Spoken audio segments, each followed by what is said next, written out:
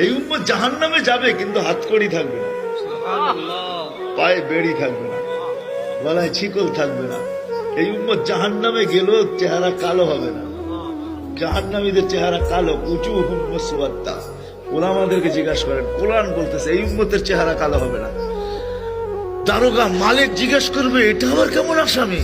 হাতকড়ি নাই, বেড়ি নাই, গলায় ছিকল নাই, চেহারা ঝকঝকে, ভুলে কি চলে আসলো নাকি? আল্লাহ জবাব দিবে, মালিক আমার বন্ধুর উম্মত, খবরদার।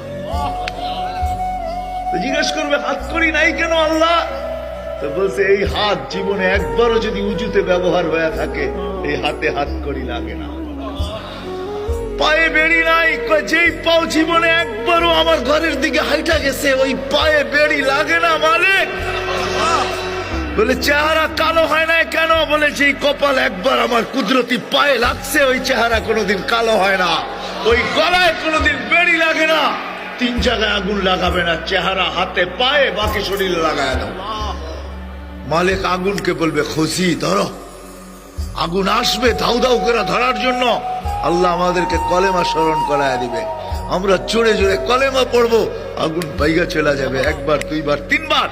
মালিক রাগ হয়ে আগুনের উপরে কোড়া চার্জ করবে, লাঠি চার্জ করবে। ধরিস না কেন?